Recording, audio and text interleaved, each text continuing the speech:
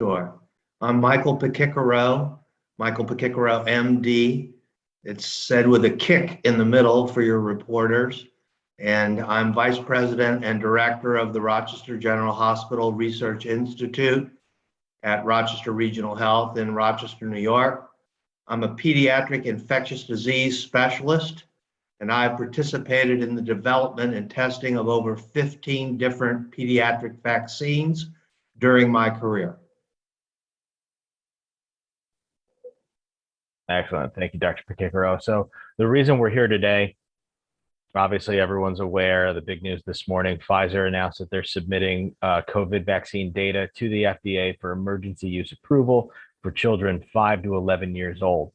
And they've had this reduced dose, they've tested it, and they're trying to get that approval. That's going to spur a lot of questions locally. Now, that's happening on the international stage, but locally, what are some of the general things people should know when they hear this? What are the expectations they should have regarding when they hear an announcement like this? How long is it going to take for it to really affect them? With the application by Pfizer, soon to be followed by Moderna, there's a process that occurs. The FDA will begin to review the files, even though they're working 24/7 at the direction of our president. It will take several weeks for that to occur. Thereafter, their recommendation will go to the advisory board, to the FDA, for a vote. So in a best case scenario, we might have vaccine available and recommended for emergency use authorization in 5 to 11-year-old children by the end of October. Maybe it's a Halloween treat. Perfect. And so what does this mean for children and parents? What type of questions are parents going to be asking about this? And is this emergency use approval enough for most parents to say, I feel good about getting my child vaccinated? As we've learned with adult vaccination, emergency use authorization with the approval of the FDA and their advisory board means that the vaccine is safe and effective as determined by those groups. And as a consequence, parents can feel that the vaccine can be given to their children safely and that it will be effective. Thank you. And to build on that a little bit, I think, or the earlier iterations of emergency use, it caused a lot of confusion. What does that mean? What really went into it? Well, how does it get emergency use? And what's the difference between full approval? Could you speak to that a little bit so people do understand that emergency use is still, it's screened and it's very safe and it's deemed effective, but why is that a different tier than, say, full approval? We've learned through the adult approval process that emergency use authorization does not skip any of the safety steps and evaluation of effectiveness, but the scrutiny of the files is very thorough. However, there is still a process that occurs thereafter before you get full licensure from the FDA. That can take many months, but we're in a hurry here because the kids are in school. More children are catching the coronavirus. It's up almost 300%. The pediatric hospitals are filling to capacity.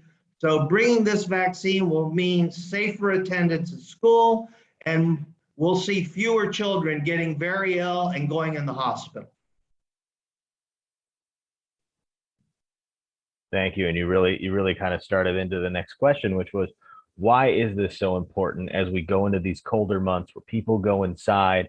We're going to start seeing not just people going to school, but we're a couple months away from holiday gatherings again. How imperative is this, not just to protect 5 to 11-year-old children, but also other adults, maybe older adults, even if they're vaccinated themselves? As we've begun our school year, we see children attending in person, but already one by one, we're having kids drop out as they either catch the virus or are exposed to the virus. As we achieve vaccination in the 5 to 11-year-old group later this winter, that'll mean more kids are attending school and more parents are able to go to work. And most importantly, more kids are not becoming seriously ill and ending up at home ill or in the hospital. Excellent. And then one final thing for me, and then we'll start to open it up to the group.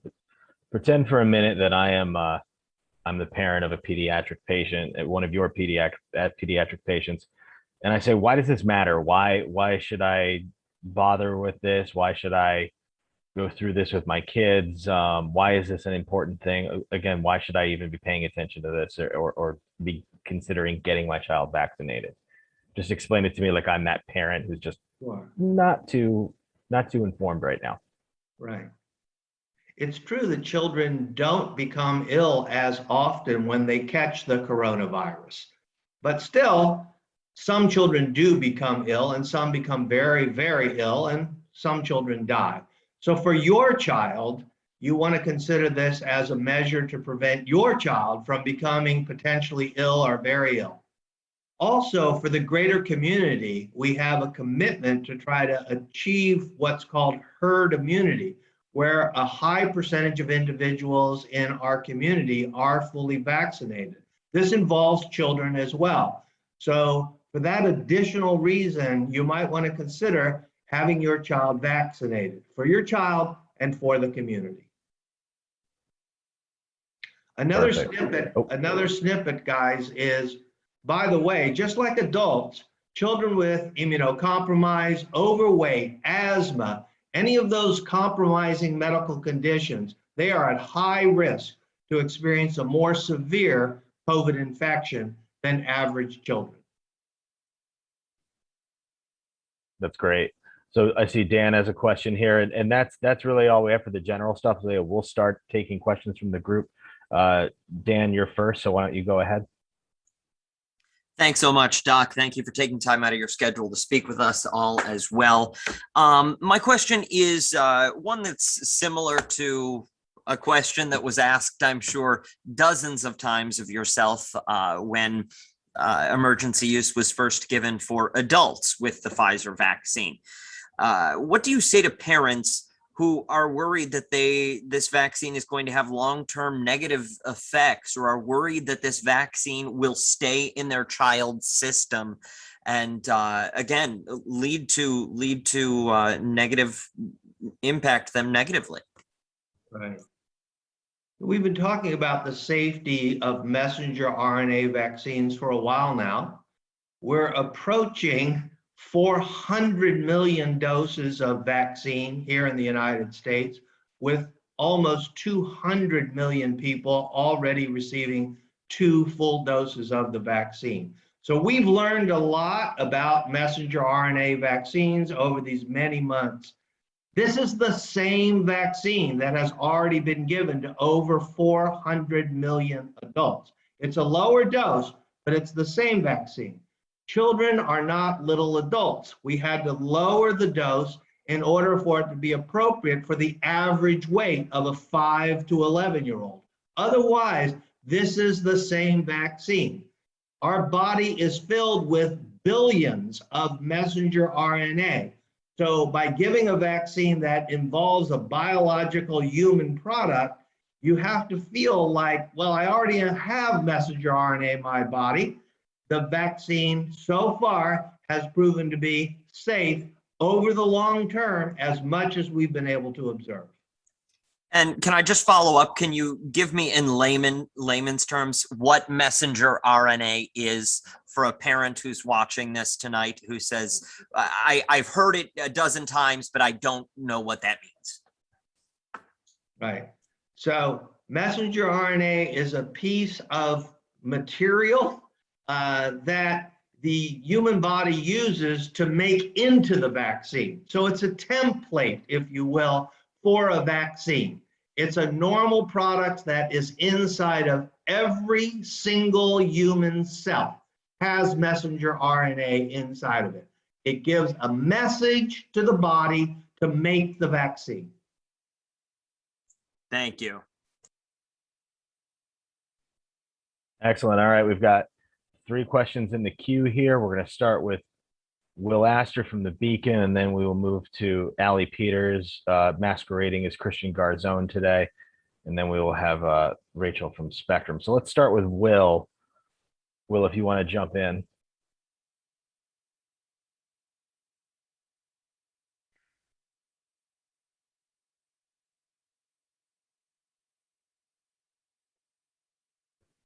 Will is on mute, but he did write his question to me. He said, can you give a more detailed picture of local pediatric COVID hospitalizations and general level of severity? Dr. P, do we have that type of data at our fingertips right now, or is that something that we should take offline? I'll leave that to you, sir. So we've heard from the chairman and chief of pediatrics at Golisano Children's Hospital that our pediatric hospital beds are near capacity. The ICU beds are near capacity, all related to the COVID cases we are seeing in our community. We're meeting the needs of our community, but winter is ahead. In the Southern Hemisphere, where it's already been winter, the COVID cases are much higher and they've gone back to lockdown. We don't want that here in our community if we can avoid it. And getting more people vaccinated, including our children, will help to hopefully avoid another lockdown. Excellent. So the one thing I would add to that is, Will, and I know you guys really go in depth with some of that data, is if you are talking about inpatient beds at the Golisano Children's Hospital, you probably want to go to them for their census numbers. Sometimes that's shared as a community, but being two different organizations, if you're asking for their census numbers, it's best to go to them for the most current and up to date. But Dr. P, thank you for giving sort of that global view of what's been in discussion. So next we're going to go to Allie here. Why don't you jump on, Allie, and go next? You should be able to unmute. Yes.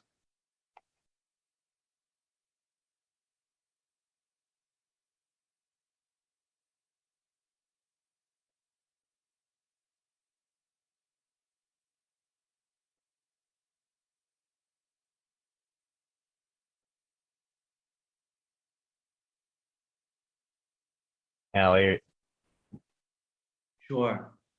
So the first thing that had to happen was to find the right dose for a 5 to 11-year-old. So there were some early tests, and that meant looking at the safety and looking at how much antibody immunity was made. Then the dose was selected, and thereafter, 2,200 children across the United States at various pediatric vaccine testing centers received the vaccine in the standard 2 doses, and were monitored carefully for the safety of the vaccine, and then provided blood samples to look for the immunity response. As expected, children have fantastic immune systems. They ended up producing very high levels of immunity. When we say a vaccine is safe, we do need to let your viewers and listeners know this is a vaccine that does cause more reactions than some of your standard pediatric vaccines. Just as we've seen in adults, they are more likely to give a fever, more likely to give a swollen arm, more likely to give a headache, and make you feel lousy for a day or two. So we don't want to mislead the public. We don't want to mislead parents that this vaccine is going to produce no reactions. It's safe, but there will be some reactions in about 20% of the kids.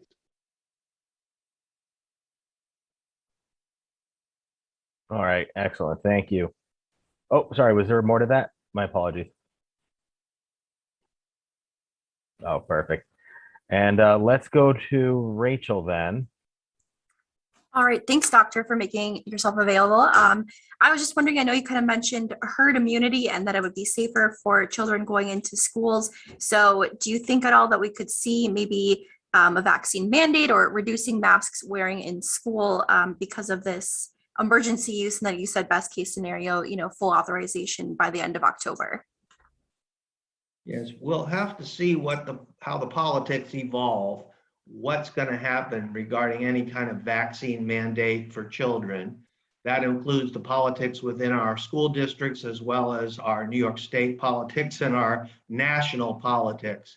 I don't know what's going to happen there. For now, and for the foreseeable future, I think we're going to still be facing masking and social distancing, because even as this vaccine becomes available from Pfizer, and soon hereafter, there will be the Moderna vaccine, it takes a while to have those shots given, the immunity to build up. I think this winter, we're still going to be facing a really disrupted school year, unfortunately, for our children as they continue to deal with this, and especially our teachers, how difficult it is for our teachers to teach under these circumstances yet another school year.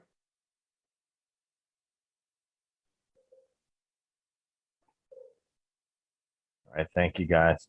We got Racquel from WXXI is next, and then we have Jenny from Channel 10 after that.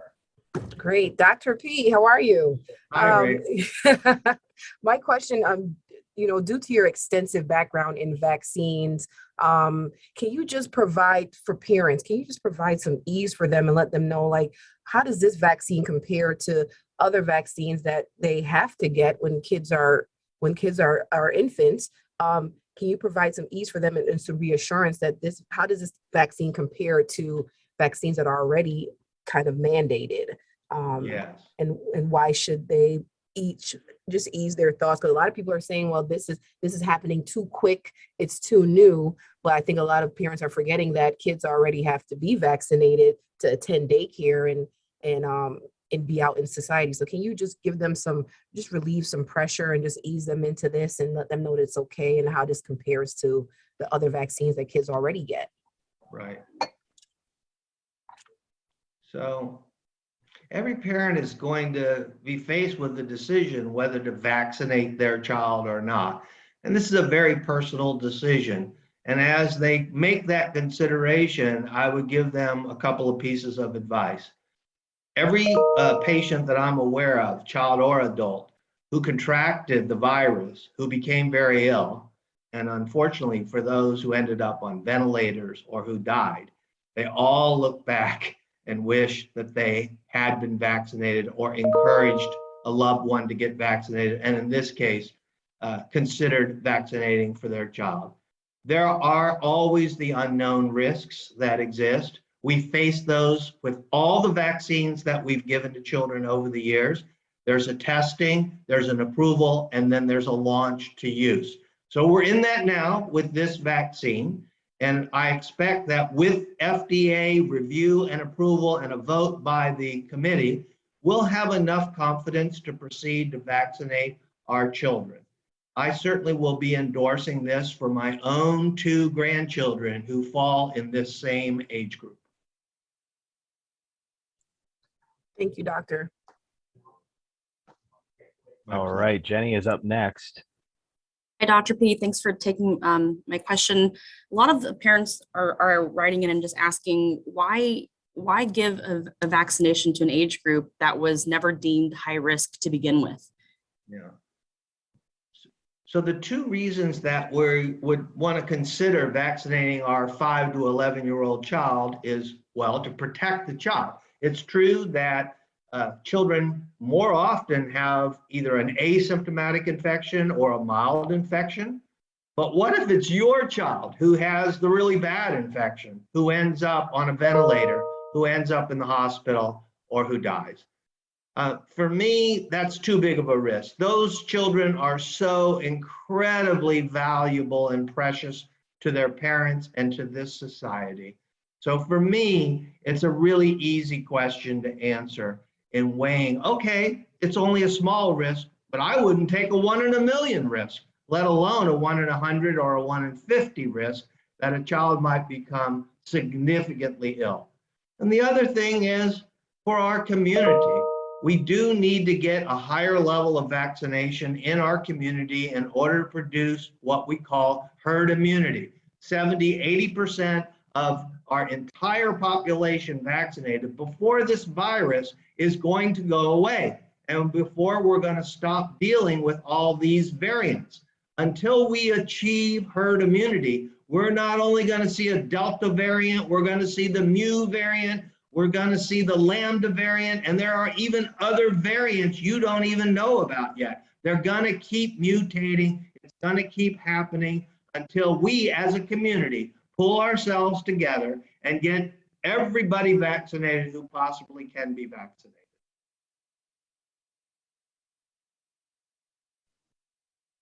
Thank you. My pleasure.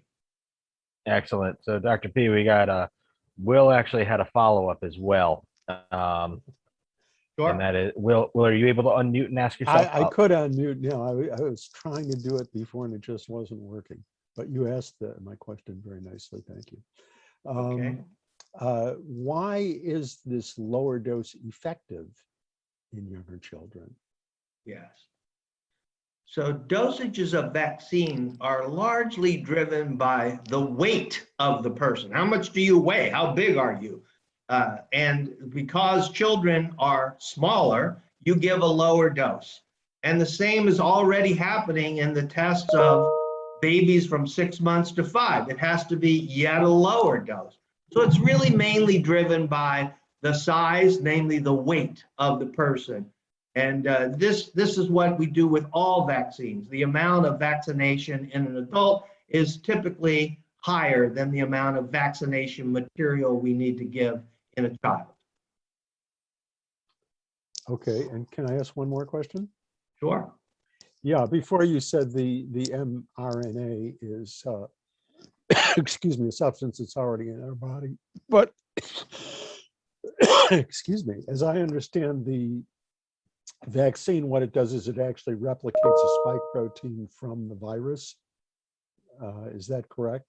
I couldn't hear you, Will. Could you speak up a little? Yes, what I understand, you said before that the messenger RNA vaccine, RNA is something that's already in our body. mRNA is already in our body. Yes. Excuse me, but my understanding of how the vaccine works is that it actually, the RNA that goes into us replicates a spike protein from the body, and that teaches our body to produce the proper antibodies. Is that not correct? Right. So the way a messenger RNA vaccine works, messenger RNA dissolves in a matter of seconds. So the notion that it sticks around forever has no scientific basis. The messenger RNA has to be packaged, and they put it inside of something called a liposome, a nanoparticle. It's a coating so that you protect the virus vaccine, you protect the messenger RNA inside a coating. That's injected into the body. Once it's taken up inside of the human cell, that messenger RNA, like all messenger RNAs, the message that's read is a protein. And that protein, in the case of the messenger RNA vaccines, is the spike protein of the virus, the critical protein for the virus to gain entry to the human host. We all need to remember that viruses must go inside of the human host cell to reproduce. They cannot divide on their own. So if you can make a vaccine to the key protein to enter the human cell, that's what we have with these various types of vaccine. And that's what the messenger RNA is doing. It's giving the signal to the immunity system to say, messenger RNA protein, make an immunity to the protein. Oh, whenever I see this protein, my immunity system is going to say, that's foreign, go kill, go get rid of that. That's how the vaccines work. These messenger RNA vaccines made by Pfizer and Moderna.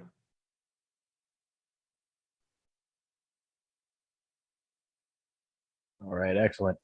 Jenny did have a follow-up. Jenny, are you still on the line, or do you want to ask it, or do you want me to read it? It doesn't matter. You can read it if you'd like. It was just in response to Will's question. It was a follow-up to Will's question for you, Dr. P, earlier, when you were just talking about the difference between the dose for the children versus adult. You're talking about mostly about the weight, but then I'm just kind of thinking, how is that any different than giving it the dose to a 300-pound person versus giving it to a 120-pound person?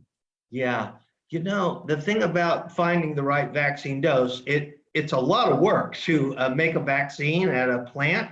And so you can't have multiple doses for a 300-pound adult or a 89-pound adult. You pick a dose that for an average, and you test it by looking at the immunity response. And based on that, you pick the dose. And it's not a perfect dose for everybody's weight, but it's the right dose to give the right amount of immunity to the vast majority of individuals. We've learned already that within our various COVID vaccines, there were many adults who weighed 90 pounds and some who weighed 300 pounds.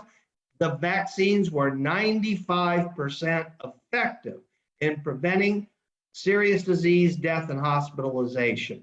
So it must have been the right dose. And we're following that same formula as we move down to the 5 and 11-year-old age group. You find the average dose that's going to work within that age range, and that's the one you go with. Sounds good. Thanks. You're welcome. All right. Are there any other questions, folks? Do a quick going once. Going twice. Anyone frantically writing in the chat function? All right. I think you we're all good. for taking your time. I hope this is useful to you and your viewers. It was my pleasure to be here with you today. Thanks, everybody. Dr. P, thank you for your time. My pleasure. And, Good if luck, anyone has- everybody. Yes, if anyone has any questions, just drop us a line. Have a good Thanks one. so much.